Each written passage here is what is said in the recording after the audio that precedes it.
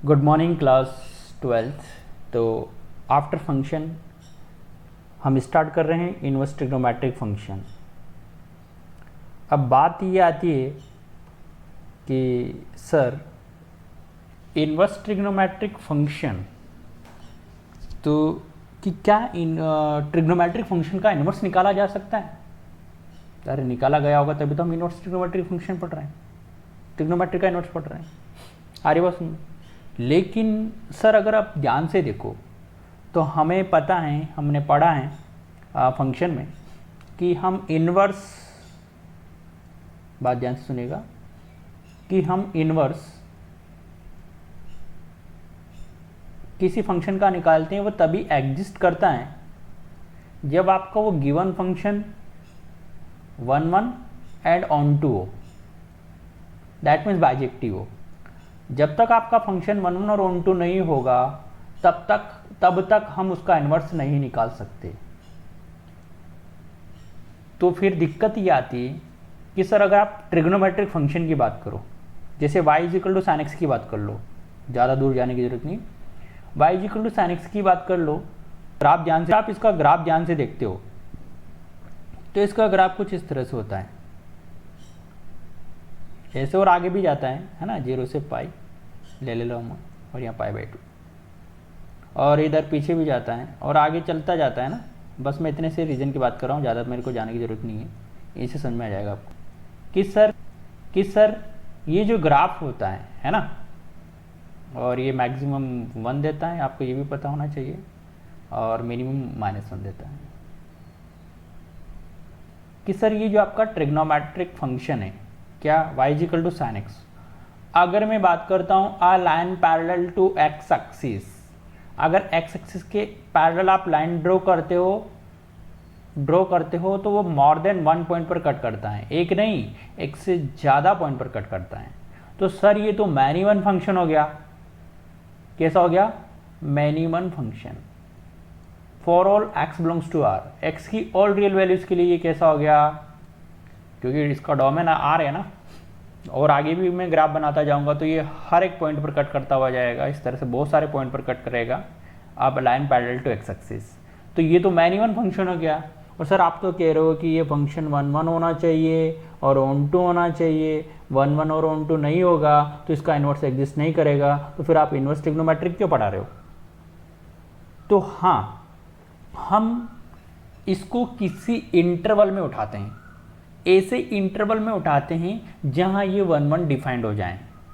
क्या करें? तो फिर क्या करें?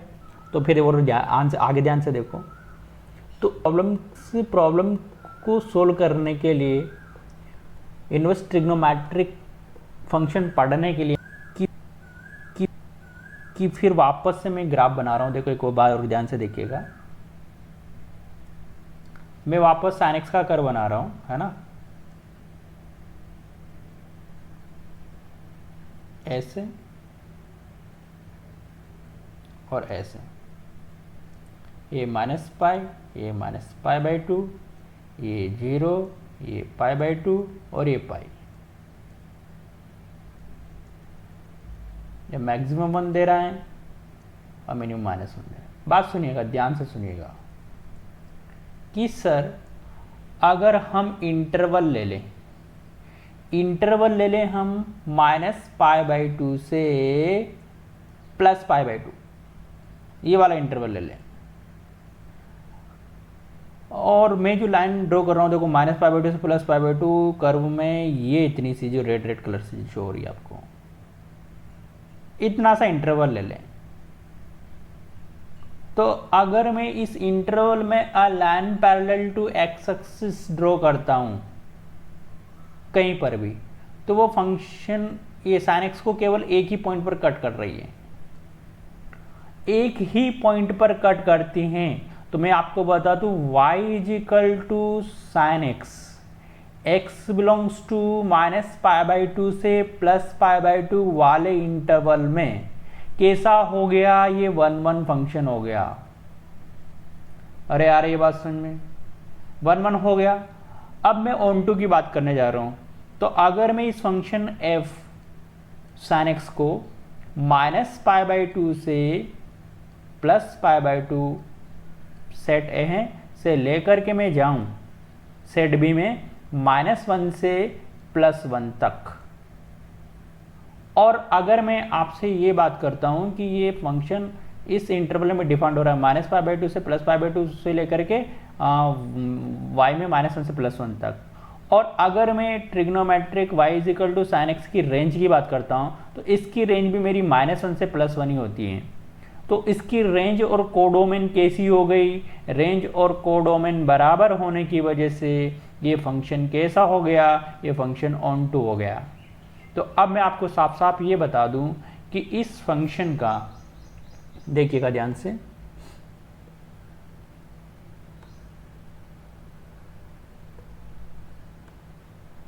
कि आपका ये जो फंक्शन है f y = sin x है ना, ये जो f है आपका, ये -π/2 से +π/2 को लेकर के -1 से +1 तक ये फंक्शन आपका 1 1 एंड ऑन टू हो गया। 1 1 और एन टू होने की वजह से y = sin x का इन्वर्स एग्जिस्ट करेगा, इन्वर्स एग्जिस्ट करेगा। समझ में आ गई बात? तो इन्वर्स तभी एग्जिस्ट करेगा जब आपका फंक्शन 1 1 और ऑन टू होना चाहिए। तो जितने भी ट्रिग्नोमेट्रिक फंक्शन हैं उनको हम किसी इंटरवल में लेंगे, और वो हम ऐसा इंटरवल लेंगे कि उस इंटरवल में फंक्शन 1 1 और ऑन टू शो कर दे। जो अगर वो 1 1 और ऑन टू हो गया तो उसका इन्वर्स निकालना हमारे लिए कोई बड़ी बात नहीं है। तो ये तो पहली बात हुई, इसलिए हम इन्वर्स ट्रिग्नोमेट्रिक पढ़ रहे हैं, क्योंकि हम for all x belongs to r के लिए नहीं, x की ऑल रियल वैल्यूज के लिए नहीं, x की किसी फिक्स्ड इंटरवल में फिक्स वैल्यू में ही हम उसको इन्वर्स एग्जिस्ट करेंगे, क्योंकि उस फिक्स्ड इंटरवल में वो आपका फंक्शन 1 1 और ऑन टू होना चाहिए बस। अगर वो 1 1 और ऑन टू है तो उसका इन्वर्स एग्जिस्ट करेगा, अदरवाइज इन्वर्स एग्जिस्ट नहीं करेगा। पहली बात तो ये चीज़ क्लियर हो गई। अरे आई बात समझ में? अब हम जैसे पढ़ रहे हैं इन्वर्स, तो बात ध्यान से सुनिए, बहुत ध्यान से सुनिएगा कि सर मेरे पास फंक्शन है y = sin थीटा, यही होता है। ध्यान से सुनिएगा, अगर आप ध्यान से देखो तो ये थीटा क्या है? यहाँ थीटा तो है एंगल, क्या है? एंगल। और पूरा का पूरा ये साइन थीटा, ये पूरा का पूरा साइन थीटा, ये क्या है? आपकी कोई न्यूमेरिकल वैल्यू, न्यूमेरिकल वैल्यू। और तो y भी ये कि न्यूमेरिकल, तो y भी आपकी न्यूमेरिकल वैल्यू हुई है, न्यूमेरिकल वैल्यू।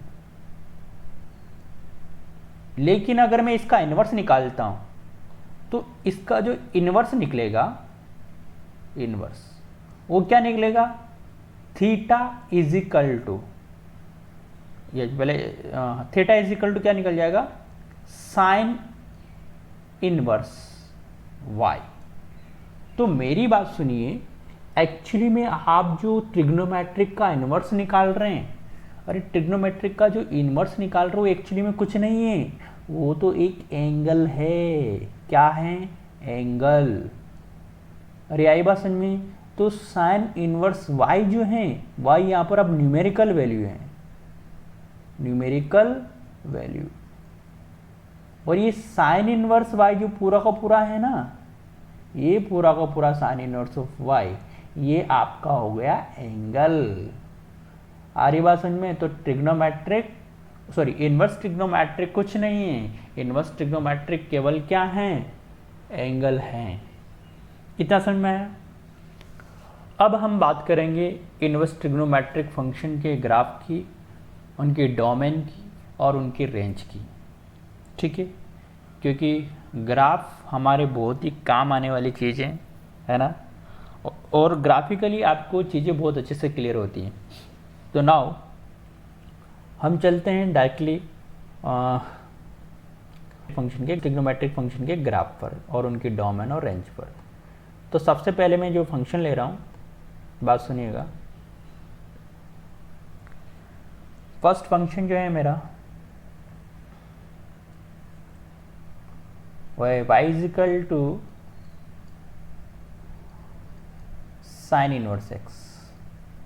अब बात सुनिएगा, यहीं पर मैं क्लियर करा दूं कि ये जो y है ये तो आपका एंगल हो गया, आपको पता है इसे, और आपको ये पता है x जो है इसकी न्यूमेरिकल वैल्यू हो जाएगी, न्यूमेरिकल वैल्यू, और ये जो साइन इनवर्स x है पूरा का पूरा ये भी आपका क्या हो गया, एंगल हो गया। ठीक है, आपको पता है कि sir y is equal to sine x को हमने -π/2 से +π/2 में लिया था। ठीक है, बनी बात सुनिएगा, y is equal to sine x को हमने x लिया था यहाँ -π/2 से +π/2, और y हमारा डिपेंड हो रहा था -1 से +1। ठीक है, लेकिन अगर हम बात करेंगे किसकी, बात सुनिएगा, y is equal to sine inverse x की। ठीक है, तो ये जो हमारा x है ये बिलोंग करेगा न्यूमेरिकल वैल्यू -1 से +1, और ये जो y है ये y बिलोंग करेगा हमारा -π/2 से +π/2। समझ में आनी चाहिए आपको बात। कहने का मतलब अगर मैं y is equal to sine x की इधर वाले की कर्व की बात करता हूँ तो कर्व मेरा ये -π/2 से +π/2, यहाँ -π/2 हो गया, ये +π/2 हो गया, और कर्व कुछ इस तरह से जा रहा था, बन रहा था। ठीक है, ये मैक्सिमम वैल्यू 1 दे रहा था π/2 पर, और -π/2 पे -1 दे रहा था। लेकिन हमें बनाना है y is equal to sine inverse x का कर्व। तो बात सुनिएगा, यहाँ x तो आ गया आपका, क्या आ गया, -1 से +1, हरी बात समझ में, और y पर ये चला जाएगा -π/2 से +π/2।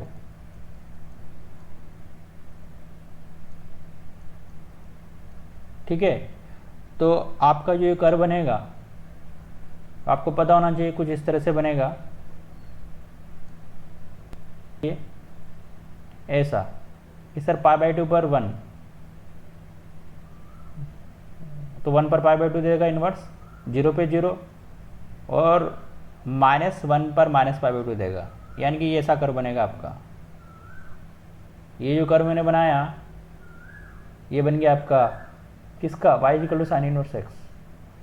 तो ये y is equal to sine inverse x में अगर आप देखोगे तो x में फंक्शन बन रहा है आपका -1 से +1। ठीक है, ये डिब्बे ये मैं बंद कर दिया मैंने।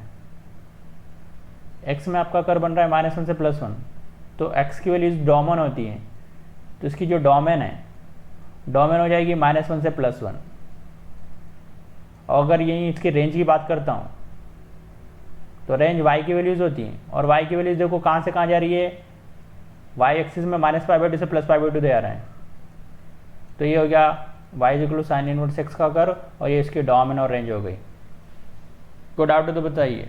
और याद रखना, इनवर्स फंक्शन पीरियोडिक फंक्शन नहीं होते हैं, कभी पीरियोडिक फंक्शन नहीं होंगे, नॉन पीरियोडिक होते हैं। ये ऑलरेडी मैं बता चुका हूँ आप लोगों को। तो पहला कर्व समझ में आया आपको, आई थिंक ये क्लियर हुआ है। नाउ नेक्स्ट बात सुनिएगा ध्यान से।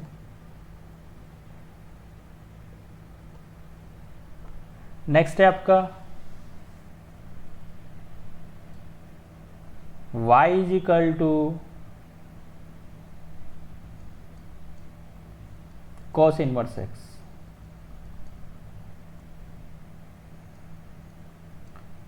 मैं cos इनवर्स x को बनाने से पहले मैं आपको y is equal to cos x के बारे में बताऊंगा कि आपने y is equal to cos x का कर्व उठाया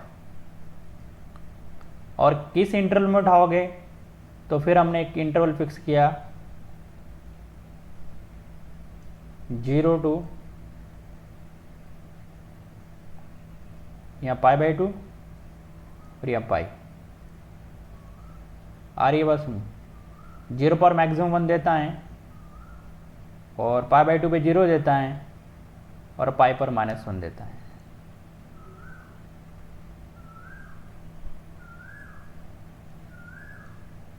ध्यान से देखिएगा। तो अगर ये फंक्शन आपका y is equal to cos x, ये x belongs to 0 to pi चला जाए और y में जाए y बिलोंग्स टू -1 से 1, तो ये 1 1 और 1 2 हो जाता है, 1 1 एंड 1 2 हो जाता है। तो इसका इन्वर्स एग्जिस्ट करेगा, इन्वर्स एग्जिस्ट करता है। तो इसका हम इन्वर्स निकालते हैं, तो y is equal to cos inverse x की मैं बात करता हूँ। बात ध्यान से सुनिएगा। तो y is equal to cos inverse x में मेरी बात सुनिएगा, ग्राफ बनाने से पहले, कि इसमें जो x हैं वो आपकी न्यूमेरिकल वैल्यू होगी, यानी कि x बिलोंग्स टू -1 से +1 हो जाएगा, और y जो है यहाँ y वो हो जाएगा आपका 0 से पाई। ठीक है, तो मैं आपको बता दूं कि यहाँ -1 होगा, यहाँ 1 होगा, यहाँ कहीं 0 होगा और यहाँ कहीं पाई होगा, और पाई से पहले यहाँ π/2 होगा। आपको ये पता है कि 0 पर 1 देता है कौन, तो ये y इज इक्वल टू 0 तो x इज इक्वल टू 1, यानी कि 1 पर 0 यहाँ। फिर π/2 पे 0 देता है, यानी कि ये π/2 है, तो π/2 पर ये 0 x की वैल्यूज, और पाई पर -1 यानी कि यहाँ, तो -1 पे ये इन्वर्स क्या देगा, पाई देगा। तो ग्राफ आपका कुछ इस तरह से बनेगा। आई बात समझ में? ये कर्व बन गया आपका कोस इनवर्स एक्स का। अगर आप इसके डोमेन और रेंज की बात करते हो तो मैं बता दूं कि x में कर्व आपका -1 से +1 जा रहा है, तो इसका डोमेन हो गया -1 से +1। और अगर इसकी रेंज की बात करते हो तो y में कर्व चला गया 0 से पाई, तो रेंज हो गई इसकी 0 से पाई। आ रही बात समझ? तो आई थिंक कि इसका कर्व आपको क्लियर हुआ है, और हमने 0 से पाई इंटरवल उठाया तभी ये फंक्शन 1 1 और 1 2 हुआ। कोई दिक्कत नहीं आनी चाहिए, बिल्कुल समझ में आना चाहिए आप लोगों को। अरे आ रही बात समझ में? इसी तरह से अब मैं ज़्यादा टाइम नहीं लेते हुए अनदर फंक्शन का डायरेक्टली इन्वर्स ग्राफ बनाऊंगा। तो नेक्स्ट जो कर्व है हमारा, या नेक्स्ट जो फंक्शन है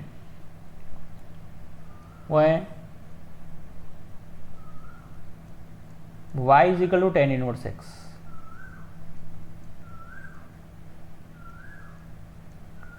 और tan इनवर्स x का जो कर्व है वो कुछ इस तरह से बन जाएगा।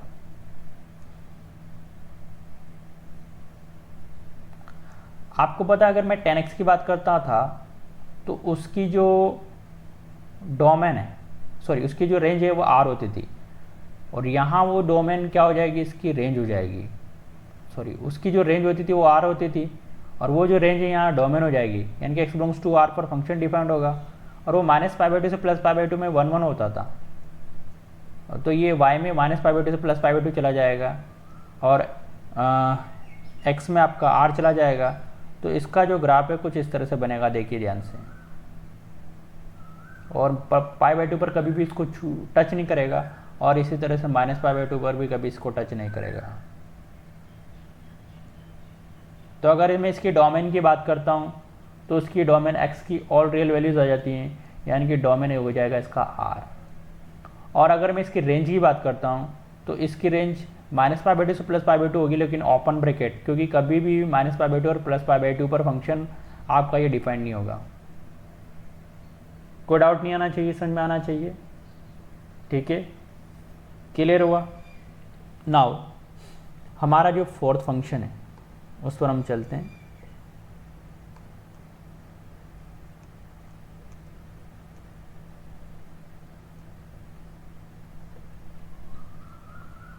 फोर्थ है आपका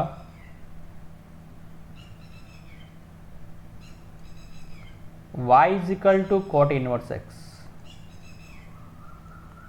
y is equal to cot inverse x। ध्यान दीजिएगा, वही कि ग्राफ बनेगा इसका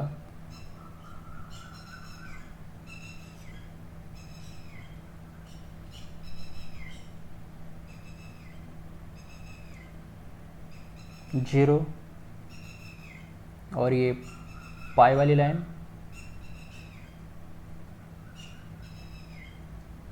और ये पाई बाय 2 वाली लाइन।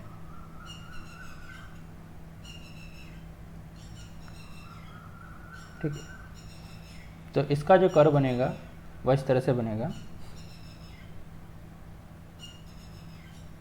क्योंकि पाई बाय 2 बाई 0 पॉसिबल है और 0 और पाई को कभी टच नहीं करेगा, क्योंकि 0 पर नॉट डिफाइंड और पाई पर भी नॉट डिफाइंड।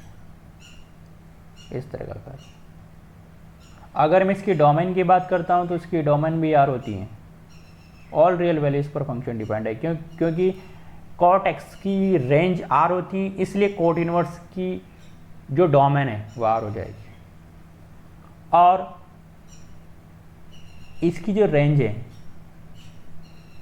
वह 0 से पाई है, लेकिन 0 भी इंक्लूड नहीं है और पाई भी इंक्लूड नहीं है। इस इंटरवल में ये फंक्शन 1/2 हो रहा था कौन tan x, इसलिए इसका इन्वर्स एग्जिस्ट कर रहा है इसमें। अरे आ रही है बात समझ में, कोई डाउट नहीं आना चाहिए। नाउ cot x के बाद हम बात करते हैं sec इनवर्स x की।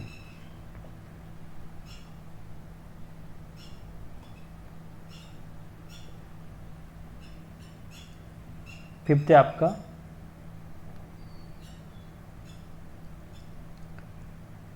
y is equal to sec inverse x। ठीक है, ध्यान दीजिएगा।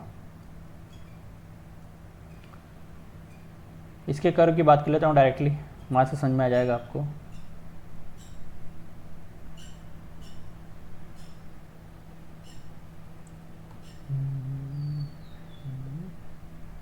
हाँ,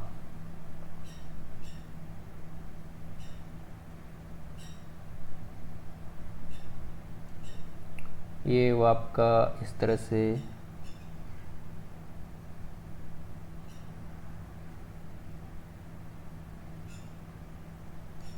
ये 0, ये पाई बाय 2 वाली लाइन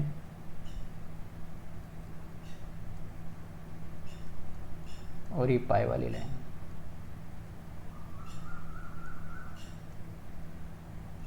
ठीक है, ये -1 पर इस तरह से और 1 पर इस तरह से। ठीक है, ओके, बात सुनिएगा। आपको पता है कि सेक 0 पर 1 होता है और तो सेक 0 पर 1 ये है, तो ये 1 पर 0 और सेक जो होता है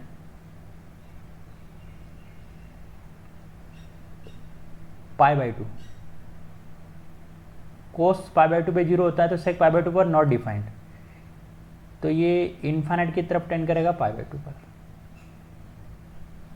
ग्राफ बनाने का तरीका आई बस में। इसी तरह से अगर मैं पाई पर बात करता हूँ तो पाई पर देता है -1, कौन कॉस, तो सेक भी -1, तो ये -1 पे पाई दे देगा, x इज इक्वल टू -1 पे पाई दे देगा, और फिर वही पाई बाय 2 पर नॉट डिफाइंड। ऐसा कर बनेगा। अरे आई बात समझे, कोई डाउट इसमें नहीं आना चाहिए बिल्कुल।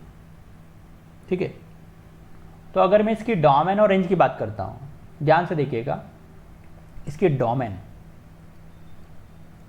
तो कर्व x में अगर आप देखोगे तो देखो -∞ से चला आ रहा है, कहाँ तक आया सर, -1 तक आया, फिर रुक गया, फिर -1 से 1 के बीच में ग्राफ आपका कुछ भी नहीं बोला, x की वैल्यू और फिर 1 से इन्फिनिटी की तरफ गया, तो इसकी जो डोमेन है वो हो गई सर -∞ से -1 तक x में गया, फिर यूनियन 1 से इन्फिनिटी तक कर्व बन रहा है, उसके बीच में -1 से +1 के बीच में कोई कर्व ही नहीं बन रहा है। तो डोमेन होगी ये होगी। या फिर इसको लिखने का एक तरीका है कि सर ऑल रियल वैल्यूज में से हम इंटरवल सबट्रैक्ट कर दें -1 से +1 वाला, ठीक है। और अगर मैं इसकी रेंज की बात करूं तो रेंज देखिए कि सर ये 0 से पाई तक जा रहा है, और 0 भी इंक्लूड है, पाई भी इंक्लूड है, बट बीच में कौन नहीं है, बीच में π/2 नहीं ले रहे हैं, π/2 को हटा दे रहे हैं।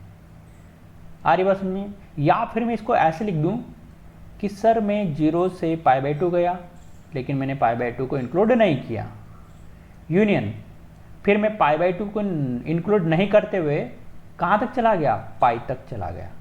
तो ये इसकी डोमेन और रेंज हो गई। आई थिंक कि आपको इसका कर्व समझ में आया और इसकी डोमेन और रेंज समझ में आ गई। नाउ नेक्स्ट जो हैं ध्यान से देखिएगा,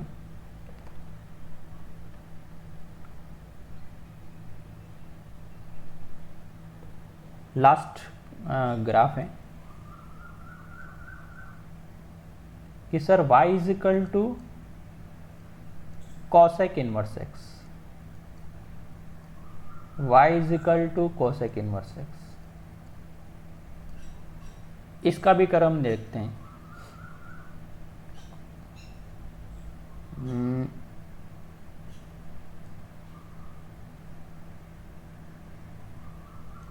ये -π/2 पर,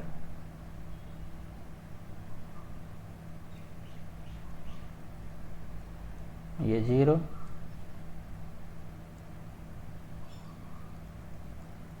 ये π/2,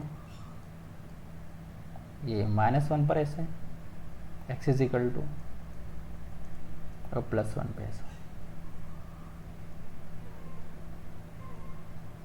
ओके, अब बात करते हैं इसके ग्राफ की। आपको पता है कि सर साइन π/2 1 देता है, तो कोसेक π/2 भी 1 देता है, तो ये 1 पर π/2 देगा कि नहीं देगा? यस। आपको पता है सर साइन 0 0 होता है, लेकिन कोसेक 0 इन्फाइनाइट हो जाएगा, तो ये 0 पर इन्फाइनाइट की तरफ जाएगा कि नहीं जाएगा? दैट मीन्स ग्राफ कुछ ऐसा बनेगा आपका, 0 पर इन्फाइनाइट की तरफ जाएगा। ये कभी टच नहीं करेगा, ध्यान दीजिएगा, ऐसे ग्राफ टच नहीं करेगा, चलता जाएगा ये। इसी तरह से आपको पता है -1 -π/2 भी देता है, तो -1 पर ये -π/2 देगा, और वही 0 पर नॉट डिफाइंड, यानी कि ग्राफ आपका कुछ ऐसा जाएगा, ऐसा कभी टच नहीं करेगा। तो अगर इस ग्राफ को भी अगर ध्यान से देखो तो y में आप x में जो ग्राफ है आपका -∞ से -1 तक, देखो -∞ से -1 तक आया, फिर यूनियन 1 से ∞ तक गया, इसलिए यानी कि इसकी डोमेन वही हो गई जो सेक इनवर्स की थी। डोमेन क्या हो गई इसकी? x बिलोंग्स टू r -1 से +1। अरे वही, या फिर कि सर -∞ से -1 तक आया, यूनियन 1 से ∞ तक चला गया। कोई डाउट हो तो बोलिए। रेंज की मैं बात करता हूँ, रेंज अगर आप y में इसकी वैल्यूज देखोगे तो 0 से -π/2 से 0 तक गया, लेकिन 0 पर नॉट डिपेंड हो रहा है, और 0 से π/2। दैट मीन्स इसकी रेंज अगर मैं बात करूँ तो -π/2 से +π/2 तक चला जाऊँ, इन दोनों को इंक्लूड करते हुए उसमें से क्या सब्ट्रैक्ट कर दूँ? 0 सब्ट्रैक्ट कर दूँ। या फिर इसको लिखने का तरीका क्या है कि सर -π/2 से 0 को इंक्लूड नहीं करना है, यूनियन 0 को इंक्लूड नहीं करते हुए 0 से π/2 तक, और π/2 और -π/2 को इंक्लूड करना है। तो ये इनवर्स ट्रिग्नोमेट्रिक फंक्शन के, सॉरी ये ग्राफ नंबर 6 था। इनवर्स ट्रिग्नोमेट्रिक फंक्शन के आपको 6 ग्राफ समझ में आए, और उनकी डोमेन और रेंज निकालना समझ में आई है, ठीक है। तरीका ध्यान दीजिएगा ग्राफ बनाने का, वैसे करो तरीका होता है y = x के अकॉर्डिंग हम सिमेट्री ले लेते हैं, है ना, लेकिन मुझे ये अच्छा लगता है तो मैंने आपको उसी तरह से बताया है, ठीक है, ध्यान दीजिएगा। अब यहाँ तक होने के बाद में कुछ इंपॉर्टेंट पॉइंट बताना चाहूँगा आपको, तो कुछ इंपॉर्टेंट पॉइंट्स मैं आपको लिखवा देता हूँ एज ए नोट्स, है ना। इंपॉर्टेंट पॉइंट्स ध्यान दीजिएगा, इंपॉर्टेंट पॉइंट्स।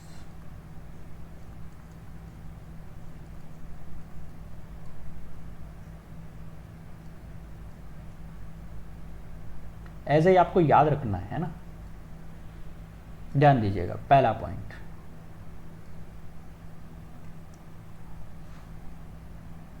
कि all the inverse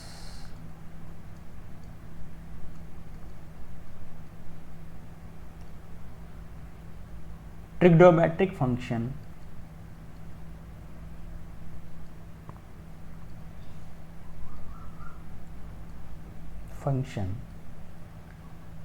represent an angle, ये भी आप भी जानते हो, मैंने स्टार्टिंग में बताया, रिप्रेजेंट एन एंगल, पर फिर भी आपको एक बार और याद रखना है, कोई दिक्कत नहीं, बता सकते हम। Second point, if x greater than equal to 0, then, यानी कि x पॉजिटिव है, then all 6 inverse trigonometric function, inverse trigonometric functions represent an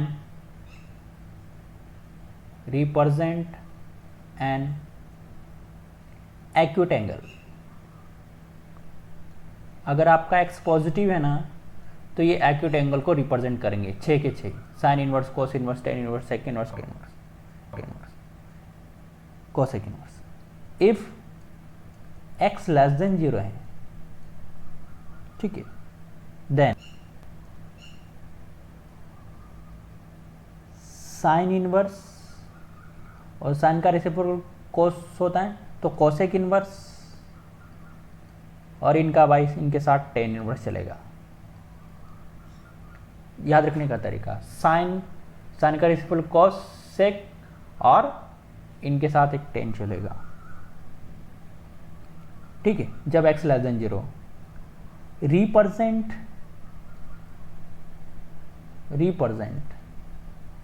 an angle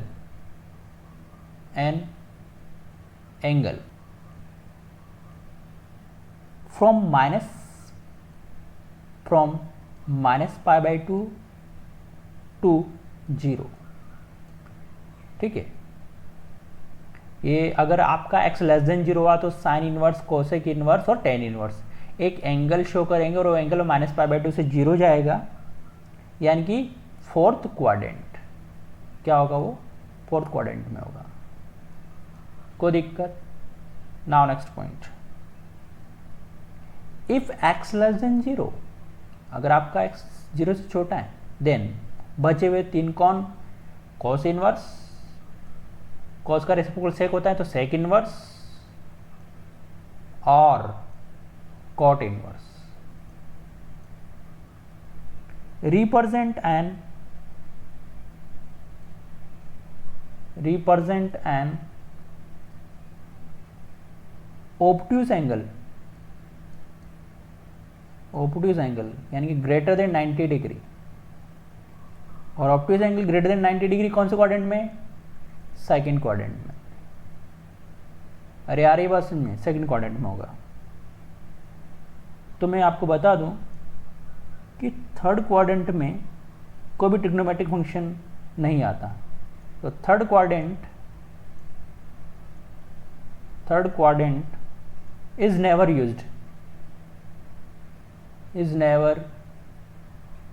used in inverse trigonometric function. ये बहुत ही इंपॉर्टेंट पॉइंट है। पहला पॉइंट तो देखिए कि इन्वर्स फंक्शन, जितने भी ट्रिग्नोमेट्रिक इन्वर्स हैं वो सारे के सारे एंगल होते हैं। अगर x greater than equal to 0 यानी कि फर्स्ट क्वाड्रेंट में है तो सारे के सारे एक्यूट एंगल को रिप्रेजेंट करते हैं। आपको पता है कि 0 से 90 डिग्री के बीच में आता है। x लेस देन 0 हुआ तो ये साइन इनवर्स, कोसेक इनवर्स और टेन इनवर्स ये फोर्थ क्वाड्रेंट में लाई करेंगे, यानी कि -π/2 से 0 एंगल शो करेंगे। और अगर आपका x लेस देन 0 हुआ तो sine inverse, sorry cos inverse और सेक इनवर्स और कॉट इनवर्स ये सेकंड क्वाड्रेंट में आएंगे। दैट मीन्स ऑब्ट्यूज एंगल को रिप्रेजेंट करेंगे। और थर्ड क्वाड्रेंट कोई भी ट्रिग्नोमेट्रिक फंक्शन उसको यूज नहीं करेगा, बिल्कुल यूज नहीं करेगा। तो ये पाँचों के पाँचों पॉइंट आपको क्लियर होने चाहिए। आई थिंक कि आपको क्लियर हुए होंगे, ठीक है, अगर ये क्लियर हो गया ना तो मैं इसी पर बेस्ड एक क्वेश्चन उठा रहा हूँ और उस क्वेश्चन पर हम बातें करेंगे तो आपको और अच्छे से क्लियर हो जाएगी, हाँ सर आपने वास्तव में सही बताया है। तो देखिए क्वेश्चन देखिए जल्दी से, फटाक से हम क्वेश्चन देख लेते हैं। क्वेश्चन बोल रहा है फाइंड द वैल्यू, ठीक है, क्वेश्चन आपका फाइंड द वैल्यू, छोटा है लेकिन समझदार क्वेश्चन है। फाइंड द वैल्यू, ये जो पॉइंट्स हमने लिखे हैं ये आपको क्लियर करवाएगा। फाइंड द वैल्यू क्या, tan inverse 1 plus cos inverse minus half plus sine inverse minus half.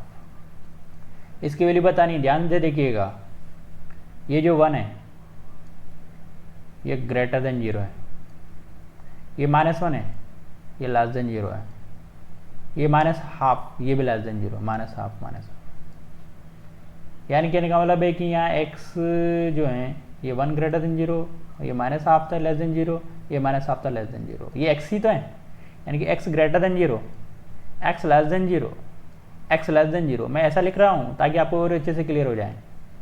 x greater then 0 first quadrant में आएगा tan इनवर्स 1, π/4 डिग्री होती हैं तो π/4 डिग्री पर, यानी कि π/4 रेडियन पर, सॉरी, यानी कि 45 डिग्री पर ये 1 दे देता है। कोई दिक्कत, क्योंकि all trigonometric ratios x greater than equal to 0 पर एक्यूट एंगल ही देते हैं। ओके, नाउ सेकंड वाले पे आते हैं। इस पे देखो ये माइनस हाफ है, यानी कि x इसका लेस देन 0 है, x लेस देन 0 और ये कॉस वाला है तो ये ऑब्ट्यूस एंगल देगा और सेकंड क्वाड्रेंट में देगा।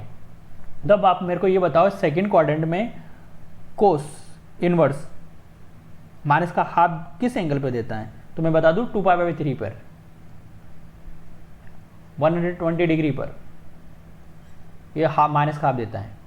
अब मैं बात करता हूँ ये साइन इनवर्स वाला, आपको पता है ये साइन इनवर्स वाला है, कोस इनवर्स वाला है, इनमें x लेस देन 0 होता है तो ये फोर्थ क्वाड्रेंट में जाता है, -π/2 से 0, तो मैं माइनस निकाल दूंगा। और π/2 कितने डिग्री पे देता है आपको पता है, π/6 पे देता है।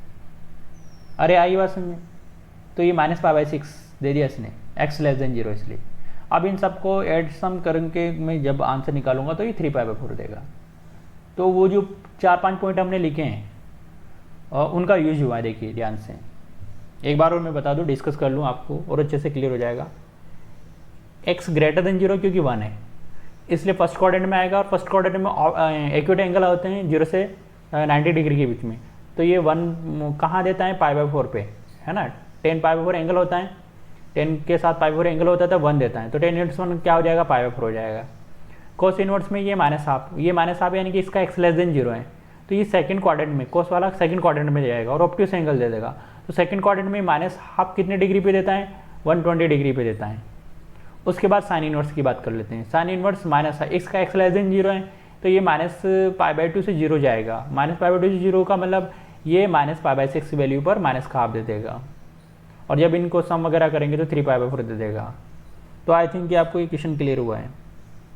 अगर कोई डाउट हो तो बताइए, बिल्कुल डाउट नहीं आना चाहिए, ठीक है। नाउ नेक्स्ट क्वेश्चन ये बोल रहे हैं, ध्यान से देखिएगा।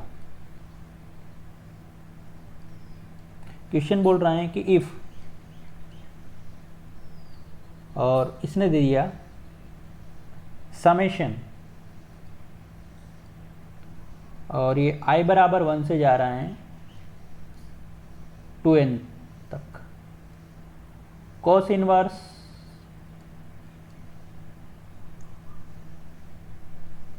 xi is equal to 0, then find value of summation i is equal to 1 से लेकर के 2n और xi की वैल्यू पूछ रहा है। वेरी गुड, देखो ध्यान से देखिएगा। पहले जो गिवन है उसके समेशन को मैं खोलता हूँ, ये समेशन खोलना आता है हमें। i बराबर 1 से लेकर के 2n तक जा रहा है तो ये हो जाएगा cos inverse 1 plus cos inverse x2 plus cos inverse x3 इस तरह से चलते चलते चलते चलते चलते एक दिन ऐसा आएगा कि ये cos इनवर्स x2n तक पहुंच जाएगा और इज इक्वल टू 0। यहाँ तक कोई डाउट? अब आपको ये पता होना चाहिए, क्या पता होना चाहिए कि सर इसके जो ये तो LHS दे रखा है ये पूरा टर्म्स, और इसके RHS में क्या आ रहा है? 0 आ रहा है। तो RHS में 0 कब आ सकता है कि सर ये सारे के सारे वैल्यूज, ये भी 0 हो, ये भी 0 हो, ये भी 0 हो, 0 0 0 0 सारे 0 हो, तभी तो 0 के बराबर 0 होगा। यानी कि cos इनवर्स x1 क्या हुआ? 0। तो x1 इज इक्वल टू क्या हो जाएगा? cos of 0। और cos ऑफ 0 बताइए कहाँ कितना? cos 0 तो 1 होता है। इसी तरह से अगर x1 0, cos इनवर्स x1 0 हुआ तो इसी के बराबर cos इनवर्स x2 हुआ, इसी के बराबर cos इनवर्स x3 हुआ। समझिएगा मेरी बात ध्यान से, इसी के बराबर up to cos inverse x2n हुआ। तो x1 अगर 1 हुआ तो बताइए x2 भी क्या होगा? 1 होगा, x3 भी क्या होगा? 1 होगा, अप टू xn भी क्या, x2n भी क्या होगा? 1 होगा। तो अब आपका क्वेश्चन का आंसर देना आपके लिए कोई बड़ी बात नहीं है, इजी हो गया। देखिए क्या, तो आपके पास क्या है? वो समेशन है, समेशन i बराबर 1 से लेकर के 2n तक xi है, और उसको आप खोलोगे तो वो आएगा x1 plus x2 plus x3 plus up to x2n। आपको पता है x1 भी 1 है, ये भी 1 है, ये भी 1 है, ये भी 1 है, अप टू ये भी 1 है। अगर 1 1 को 5 टाइम्स जोड़ते तो 5 आता है, 1 1 को 100 टाइम्स जोड़ते तो 100 आता है, 1 1 को 300 टाइम्स जोड़ते तो 300 आता है। तो 1 1 को 2n टाइम्स जोड़ोगे तो इसका वैल्यू क्या आ जाएगा? 2n आ जाएगा। आई थिंक ये क्वेश्चन क्लियर हुआ है और इसमें आपको कोई डाउट नहीं आना चाहिए। अरे आ गई बात समझिए, कोई दिक्कत बिल्कुल नहीं। ओके, कुछ एक और क्वेश्चन में बता कर लेते हैं अपन इस पर बेस्ट, ठीक है, और आपको अच्छे से क्लियर हो जाएगा। नाउ नेक्स्ट क्वेश्चन वही फाइंड वैल्यूज है, फाइंड वैल्यूज। जैसे पहला साइन इनवर्स -√3/2, वही जो नोट लिखा आया था मैं वही बात करूँगा। आपको बताएं साइन इनवर्स है, अंदर ये x क्या है? x <0 है, तो ये -π/2 से 0 में वैल्यू देगा क्योंकि साइन इनवर्स है। तो √3/2 माइनस आ जाएगा, √3/2 √3/2 आएगा 60 डिग्री, यानी कि -π/3 हो जाएगा इसका वैल्यू। अरे यार बस में ऐसा क्योंकि ये -π/3 आपका बिलोंग करेगा -π/2 से +π/2 बिलोंग कर रहा है, कोई डाउट नहीं। नाउ नेक्स्ट, अगर यही होता है cos इनवर्स -√3/2, तब आपको पता है कि cos इनवर्स आ गया, तो cos में ये x क्या है आपका? <0 है, x <0, तो आप देखो कौन सा सेकंड क्वाड्रेंट में जाओगे, सेकंड क्वाड्रेंट में cos -√3/2, √3/2 कहाँ देता है? तो ये देता है, ये देगा आपको पाई -π/6, यानी कि 5π/6 पे, ठीक है। और ये पाई -π/6 करना भी मैं आगे प्रॉपर्टी बताऊंगा तो ये और अच्छे से क्लियर हो जाएगा। अभी अगर आपको समझ में नहीं आ रहा है कि नेगेटिव साइन का क्या करें अंदर वाले का, तो आगे मैं प्रॉपर्टी पढ़ाऊंगा, तो प्रॉपर्टी पर बेस्ड ये क्वेश्चन फिर आपके लिए बहुत आसान हो जाएंगे। अभी मैंने जो नोट लिखवाए हैं, नोट के 3-4 पॉइंट लिखवाए हैं, इंपॉर्टेंट पॉइंट्स, उन्हीं पर मैं बात कर रहा हूँ। अरे यार ये बस में कोई डाउट नहीं आना चाहिए। नाउ वही find values, third question, find values. Cos बार दे रखा है, सॉरी साइन दे रखा है, साइन, और अंदर देखिए angle π/6 plus sine inverse -½ okay, solve करना है। साइन तो बाहर है इसे, π/6, अब देखिए -½ तो -π/6 हो जाएगा, तो साइन π/6 -π/6 0, और साइन 0 आजकल कितना हो रहा है? 0 हो रहा है। आजकल क्या ऑलवेज 0 होता है, ठीक है, याद रखिएगा। नाउ नेक्स्ट, ठीक है, fourth, sine pi by 2 minus sine inverse minus √3/2 क्या होगा, ध्यान दीजिएगा, साइन पाई बाई 2, और ये आपको पता है साइन में नेगेटिव है और √3/2 है, तो √3/2 60 डिग्री पे, और ये नेगेटिव बाहर निकलेगा तो नेगेटिव, और ऑलरेडी वो नेगेटिव पॉजिटिव हो जाएगा, और ये π/3, ठीक है, यानी कि ये हो गया साइन π/2 प्लस थीटा, ये है कि कॉस थीटा, और कॉस थीटा यानी कि कॉस कितना 60 डिग्री पे हाफ वैल्यू। अरे आगे बात समझ में, कोई डाउट नहीं आना चाहिए। अच्छा एक और मैं क्वेश्चन करता हूँ, ध्यान से सुनिएगा कि इफ i = 1 से लेकर के 2n, उसी तरह का क्वेश्चन है जैसा हमने कोस वाले में किया था, इसमें बस इतना सा चेंजेस है कि साइन इनवर्स आ गया, साइन इनवर्स xi = उसने n पाई दे दिया, ठीक है। देन आपसे पूछ रहा है कि भैया तब ये बताइए कि i बराबर 1 से लेकर के 2n तक जाना है, ठीक है, और xi का वैल्यू क्या होगा। तरीका ध्यान से देखिएगा, मेथड यहाँ बहुत काम आने वाला है। अगर मैं इसको ओपन करता हूँ इस वाली चीज़ को, तो क्या देगा, sine inverse x1 plus sine inverse x2 plus sine inverse x3, ऐसे चलता चलता चलता चलता चलता एक दिन कहाँ पहुँच जाएगा, साइन इनवर्स x2n तक, और वो किसके बराबर है, n पाई के। अब मेरी बात सुनिए, ये n पाई तब कब जाएगा कि सर ये भी π/2 हो, ये भी π/2 हो, ये भी π/2 पॉसिबल हो, अप टू ये भी π/2 पॉसिबल हो।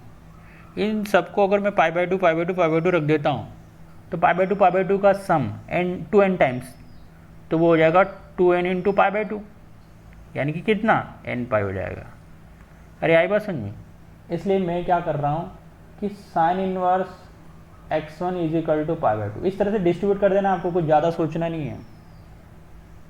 तो यहाँ से x1 = क्या जाएगा, साइन π/2, और आजकल साइन π/2 बोलो कितना कि 1।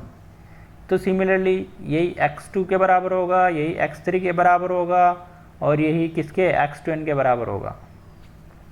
यहाँ तक डाउट और यहाँ तक क्लियर हुआ, ठीक है। यहाँ तक क्लियर होने के बाद आपको, अब अगर आपको पता है कि आपका जो इक्वेशन है वो ये है, i बराबर 1 से लेकर के 2n और xi, तो आपको पता है ये क्या पूछ रहा है, x1 plus x2 plus x3 up to x2n, और आपको पता है ये भी 1 + 1 + 1 अप टू 1, 1 1 1 1 1 अगर 10 बार हो तो 10, 1 1 1 1 अगर m बार हो तो m, 1 1 1 2n टाइम्स हो 2n टाइम्स, तो इसका वैल्यू कितना हो जाएगा, इसका वैल्यू हो जाएगा 2n। अरे आई बात समझ में, कोई डाउट हो तो बताइए, ठीक है। डाउट क्लियर होना चाहिए, कोई डाउट रहना नहीं चाहिए दिमाग में, ठीक है, ओके। ये क्लियर होने के बाद अब हम इसकी प्रॉपर्टीज़ पर बात करेंगे जो कि इम्पोर्टेंट है, और प्रॉपर्टी पर बेस्ट क्वेश्चन लगाएंगे, है ना। तो हम स्टार्ट करते हैं प्रॉपर्टी। आज पूरी प्रॉपर्टी नहीं पढ़ पाएंगे, जितनी भी 1-2 पढ़ सकें कोशिश करेंगे, ठीक है। तो प्रॉपर्टीज ऑफ ITF,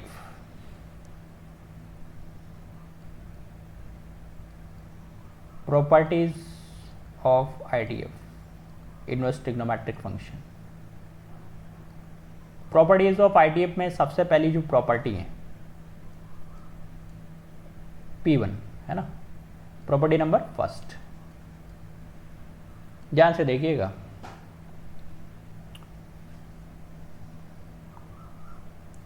ओके, पहली प्रॉपर्टी कि सर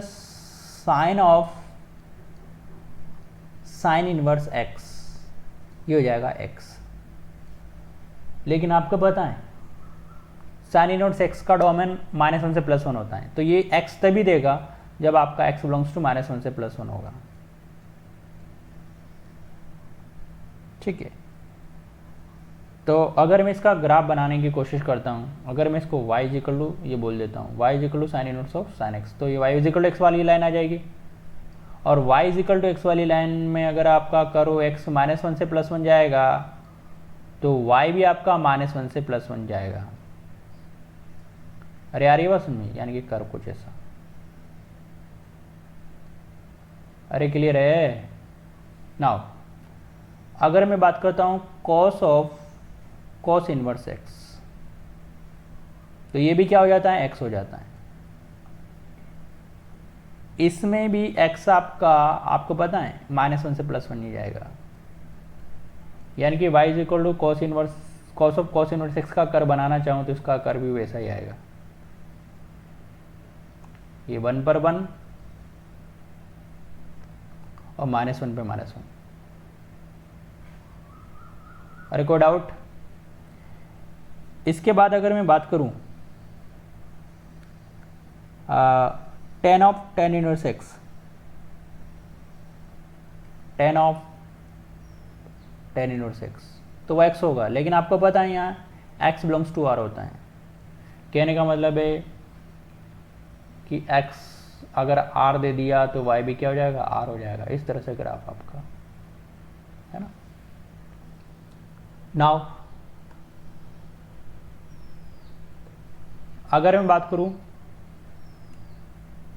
cot इनवर्स x की, तो भी x होगा, लेकिन यहाँ पर भी x बिलोंग्स टू r होगा, इसलिए कोई दिक्कत नहीं है। इसका कर्व भी एज इट इज़ इसी की तरह होगा कि sir x belongs to r, तो इसका y भी बिलोंग्स टू r हो जाएगा। y इक्वल x वाली लाइन है। नाउ अगर मैं बात करूं y equal to cosec inverse x, तो ये x देगा, बट आपको पता है कि सर यहाँ तो x बिलोंग्स टू r -1 से +1 इसका डोमेन होता है। तो यानी कि कहने का मतलब है कि अगर मैं इसका कर्व बनाने की कोशिश करूँगा तो आपको पता ही होना चाहिए कि ये -1, ये +1 और ये 1 और ये -1 है ना, इस रीजन को छोड़ करके, इस रीजन को छोड़ करके y में और x में इसका ग्राफ ऐसा बनेगा। देखो दिस और दिस, ये y इक्वल टू x वाली लाइन है, लेकिन -1 से +1 में छोड़ देगा। अरे आई बस में। इसी तरह से अगर मैं सेक इनवर्स x की बात करता हूँ तो वो भी x दे देगा, उसके लिए भी x बिलोंग्स टू r -1 से +1, उसके लिए भी सेम ये ग्राफ बनेगा। कोई डाउट है तो बताइए। प्रॉपर्टी समझ में आई है? तो x इनवर्स की जो डोमेन है उसका बहुत बड़ा रोल है इसमें, है ना, उसी के अकॉर्डिंग ग्राफ बन रहा है। ठीक है, और नेक्स्ट प्रॉपर्टी हम नेक्स्ट वीडियो लेक्चर में पढ़ेंगे और उन